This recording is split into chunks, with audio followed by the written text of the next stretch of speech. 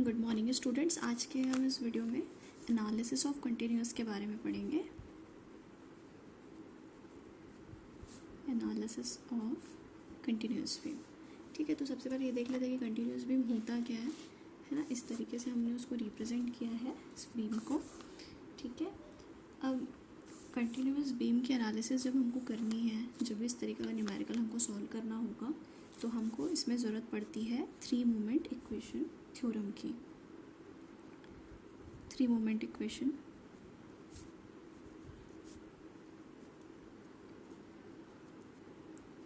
ठीक है, इसको हम लोग क्लैपेरॉन इक्वेशन भी कहते हैं।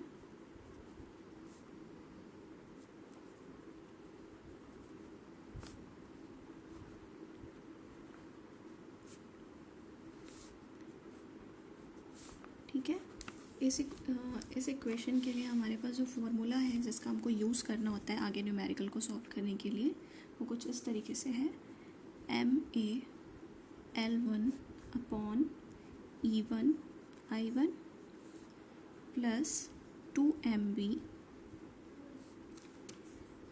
ब्रैकेट के अंदर है L1 upon E1 I1 plus L2 upon E2 I2 bracket close plus MC L2 upon E2 I2 plus 6A1 X1 का बार upon E1 I1 and L1। ठीक है, प्लस 6A2 X2 का बार upon L2 E2 I2 sorry. ठीक है, तो इसी तरीके से हमको इक्वेशन को क्या करना होता है, ये हमारा फॉर्मूला है। इस फॉर्मूलेज में हमको सारी वैल्यूज पुट करके हम उसका थ्री मोमेंट इक्वेशन निकाल सकते हैं। तो यहाँ पे क्या क्या अननोन वेरिएबल्स है जो हमको फाइंड आउट करना रहेगा, वो है सबसे पहले तो MA फाइंड आउट करना रहेगा, है ना। MA फाइंड आउट करने के साथ साथ हमको MB साथ ही MC, ये सारे मोमेंट्स हमको फाइंड आउट करने रहेंगे। ठीक है, अब हम एक एग्जांपल लेते हैं कि जैसे मान लो ये हमारा कोई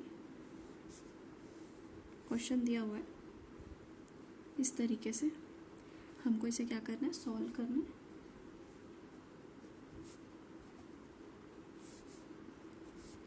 ये हमको एक क्वेश्चन गिवन है, ये सपोर्ट A है, B है, C है एंड D है। A से B में यूडियल सपोर्ट है, B से D में कोई भी एक लोड लग रहा है, मान लो P लोड हम एज्यूम कर लेते हैं।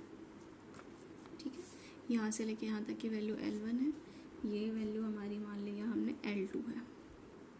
ठीक है, अब अगर हमको इस इक्वेशन को सॉल्व करना है तो हमको इसके लिए मोमेंट्स निकालने हैं, है ना। तो मोमेंट अबाउट ए बी हम कैसे निकालेंगे, बेंडिंग मोमेंट अपॉन कैसे निकालेंगे A और B के लिए। तो यहाँ पे क्या है, ए बी में क्या लगा हुआ है, यूडियल सपोर्ट लगा हुआ है। ठीक है, ये लिख सकते हैं हम लोग यहाँ पे, मोमेंट अबाउट ए बी। ठीक है, ए बी के अबाउट अगर मोमेंट निकालना है और यूडियल सपोर्ट दिया रहता है तो हम कौन सा फॉर्मूला यूज़ करते हैं, WL² अपॉन 8। ठीक है, इस फॉर्मूले का यूज़ करके हम इसका मोमेंट निकाल लेंगे। ठीक है, तो इस मोमेंट की वैल्यू XYZ जो भी हमारी आती है ना, जैसे कि मैं आप लोगों को यहाँ पे डायग्राम के थ्रू एक्सप्लेन कर देती हूँ। ये हमारा AB है सेक्शन। ठीक है, अब हमको इसका मोमेंट निकालना है। ऑब्वियस सी बात है, यूडीएल है तो ये पैराबोला ही बनेगा, है ना। तो इसका जो ये हाइट है, ये हम कहाँ से निकालेंगे, किस फॉर्मूले से, WL²/8 से हम इसको क्या कर लेंगे, फाइंड आउट कर लेंगे। अब हमको इसी में हमको अगर इसका एरिया निकालना है ना, इस पैराबोला का हमको अगर एरिया निकालने बोल दिया जाए तो एरिया कैसे कैलकुलेट करेंगे। फॉर कैलकुलेटिंग एरिया हम यहाँ पे क्या फॉर्मूला यूज़ करेंगे, पैराबोला के लिए क्या यूज़ करते हैं, 2/3 into base into height, sorry into base into height. Okay, मतलब 2/3 इंटू बेस क्या हो जाएगा, हमारे ये जो लेंथ है वो हमारा बेस हो जाएगा, है ना। b इजिकल्स टू क्या हो जाएगा, L1 हो जाएगा। और हाइट क्या हो जाएगी, ये हो जाएगी। हाइट किसको लिखेंगे, जो WL²/8 की जो वैल्यू आएगी उसको हम हाइट लिख लेंगे। ठीक है, तो इस तरीके से इसका एरिया निकल जाएगा और इसका मोमेंट भी हम फाइंड आउट कर सकते हैं। ठीक है, अब हम आते हैं सेकेंड सेक्शन पे। सेकेंड सेक्शन हमारा क्या क्या, सेकेंड सेक्शन हमारा क्या है, मान लो ये है BC।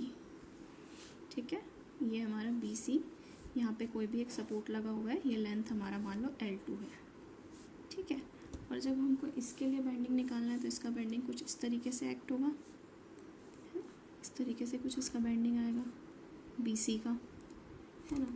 तो अब ये वाली हाइट हमको निकालनी है, ये कैसे कंसीडर करेंगे, ये निकालने के लिए ट्राइंगल का एरिया कैसे निकालते हैं, 1/2 into base into height. Okay, ये वाले फॉर्मूले का यूज़ करके हम लोग एरिया निकालेंगे। ठीक है, और वैसे ही अगर हमको x2 निकालना है तो इस तरीके से हमारा अगर x2 फाइंड आउट करना है तो यहाँ से x2 कैलकुलेट हो जाएगा, a2 कैलकुलेट हो जाएगा, है ना। और अगर हमारा फ्लेक्सरल रिजिडिटी को अगर हम कांस्टेंट लेते हैं, ठीक है, फ्लेक्सरल रिजिडिटी इजिकल्स टू हम क्या लेंगे, इसको कांस्टेंट ले लेंगे। तो ये सारी चीज़ें फाइनलाइज करने के बाद हमारा फॉर्मूला क्या हो जाएगा, MA L1 plus 2MB L1 plus L2 plus MC L2 plus 6A1 x1 का बार upon L1 plus 6A2 x2 का बार upon L2 is equals to हम क्या ले लेंगे, 0 ले लेंगे। तो फिर से हम रिवाइज कर लेते हैं। अगर हमारा कंटिन्यूअस बीम है, हम फिर से यहाँ पे रिवाइज कर रहे हैं। अगर हमारा एनालिसिस ऑफ कंटिन्यूअस बीम है और इस तरीके से अगर हमको बीम दिया हुआ है तो हमको 3 मोमेंट इक्वेशन वहाँ पे लगाना है। ठीक है, अब 3 मोमेंट इक्वेशन का हमारा फॉर्मूला क्या होता है, MA L1 upon E1 I1 plus 2MV L1 upon E1 I1 plus L2 upon E2 I2। E और I हमें कई बार क्वेश्चन में कांस्टेंट लेना होता है और कई बार इसकी वैल्यू दी होती है। ठीक है, तो अगर हमको कांस्टेंट लेना है तो हम लोग ये वाला फॉर्मूला यूज़ कर लेंगे। ठीक है, जहाँ से E1 I1 हमने रिमूव कर लिया है और फर्दर अगर हमें कांस्टेंट नहीं लेना है, उसकी अगर कुछ वैल्यू दी हुई है तो हम इस फॉर्मूले की हेल्प से सॉल्व करेंगे, है ना। तो आगे देखते हैं क्या है, plus MC L2 upon E2 I2 plus 6A1 x1 bar upon L1 E1 I1 plus 6A2 x2 बार upon L2 E2 I2। Okay, इस तरीके से अगर इक्वेशन है तो सबसे पहले हमको इसका एरिया फाइंड आउट करना पड़ेगा, मोमेंट फाइंड आउट करना पड़ेगा। ठीक है, मोमेंट फाइंड आउट कर लेने के बाद हम एरिया कैलकुलेट करेंगे, है ना। इस तरीके से एरिया कैलकुलेट कर लेंगे। अगर यहाँ पे पैराबोलिक है ना, या सर्कुलर है तो यहाँ पे WL²/8 हो जाएगा। और अगर यहाँ पे ट्राइंगल है तो क्या हो जाएगा, 1/2 इंटू बेस इंटू हाइट के फॉर्मूले से हम लोग उसका एरिया निकाल लेंगे। वैसे ही क्रॉस सेक्शनल अगर निकालना है, हाइट निकालनी है तो x1 निकाल लेंगे, x1 निकालेंगे इस एक्सेस के लिए इस साइड से, और इस साइड से इसके लिए x2 की वैल्यू आ जाएगी। फिर सारी वैल्यूज़ जब हम कैलकुलेट कर लेंगे इस तरीके से, ये सारी वैल्यूज़ हमने जब कैलकुलेट कर ली, कैलकुलेट कर लेने के बाद इसको हम इस फॉर्मूले में रख देंगे। फ्लेक्सरल रिजिडिटी को हम क्या लेके चलेंगे, कांस्टेंट लेके चलेंगे। और ये फार्मूला हो जाएगा हमारा MA L1 plus 2MB L1 plus L2 plus MC L2 plus 6A1 x1 upon L1 plus 6A2 x2 upon L2 is equals to 0। तो इस तरीके से इस इक्वेशन का यूज़ करके हम लोग एनालिसिस ऑफ कंटिन्यूअस बीम कर सकते हैं, या कंटिन्यूअस बीम से रिलेटेड कोई भी न्यूमेरिकल अगर हमें दिया हुआ है तो हम with the help of this formula हम उसको सॉल्व कर देंगे। सो आगे के जो नेक्स्ट वीडियो में हम लोग क्या देखेंगे, हम लोग एक न्यूमेरिकल सॉल्व करेंगे जिसमें हम लोगों ने इस फॉर्मूले का यूज़ किया होगा। 3 मोमेंट इक्वेशन की हेल्प से हम उस इक्वेशन को क्या करेंगे, सॉल्व करेंगे।